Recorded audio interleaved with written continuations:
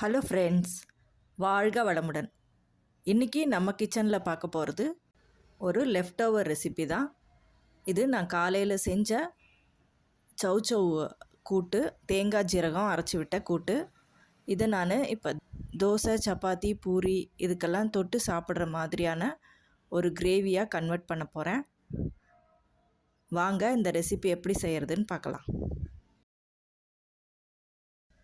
இப்போ கடாயில் 3 ஸ்பூன் எண்ணெய் சேர்த்துருக்கேன். அதில் 1 ஸ்பூன் ஜீரகம் சேர்த்துக்கலாம்.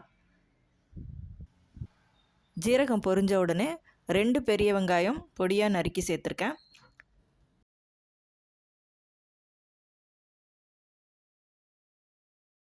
வெங்காயத்து கூட வதங்கிறதுக்கு உப்பு கொஞ்சம் சேர்த்துக்கலாம். கூடவே இஞ்சி பூண்டு பேஸ்ட் சேர்த்து இஞ்சி பூண்டோட பச்சை வாசனை போகிற வரைக்கும் நல்லா வதக்கிக்கலாம். கூடவே 2 பச்சை மிளகாய் ஸ்லிட் பண்ணி வச்சதை சேர்த்துக்கிறேன். 1 கைப்பிடி பட்டாணி சேர்த்துக்கிறேன்.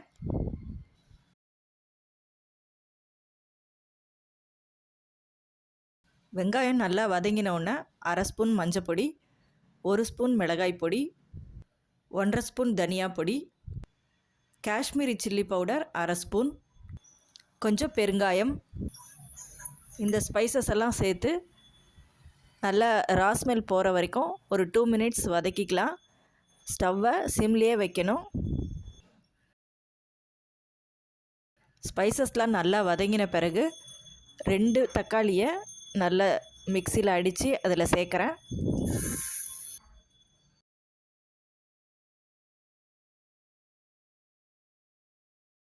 தக்காளியில் உள்ள ஈரப்பதம் போகிற வரைக்கும் ஒரு 2-3 நிமிஷங்கள் மூடி வச்சு நல்லா குக் பண்ணிக்கலாம்.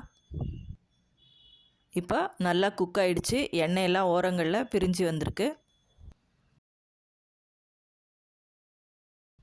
அடுத்து நம்ம எடுத்து வச்ச இந்த 4 கரண்டி சௌ கூட்டு அதை இதில் சேர்த்துக்கிறேன். இது திக்காக இருக்கிறதுனால கன்சிஸ்டன்சி அட்ஜஸ்ட் பண்ணுறதுக்கு கொஞ்சம் தண்ணி சேர்க்குறேன்.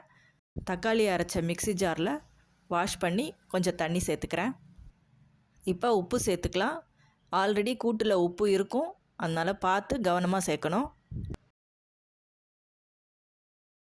இப்போ 1/2 ஸ்பூன் கரம் மசாலா சேர்த்து நல்லா கலந்துட்டு மூடி வச்சு குக் பண்ணலாம்.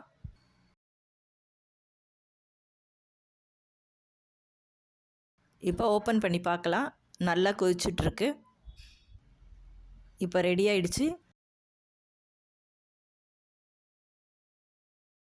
லாஸ்ட்டாக கசூரி மேத்தி கொஞ்சம் க்ரஷ் பண்ணி சேர்த்துக்கலாம். அடுத்தது பாலேடு. நான் இது வீட்டிலையே ரெடி பண்ண பாலேடு, இதையும் சேர்த்துக்கலாம். இது சேர்க்கும் போது ரொம்ப டேஸ்டியாக இருக்கும். உங்கள்கிட்ட இது இல்லைன்னா ஸ்கிப் பண்ணிவிடுங்க. கசூரி மேத்தியும் பாலேடும் சேர்க்குறதுக்கு முன்னே ஸ்விட்ச் ஆஃப் பண்ணிவிடுங்க. அவ்வளோதான், நம்மளோட கிரேவி ரெடி. ரொம்ப டேஸ்டியாக இருக்கும்.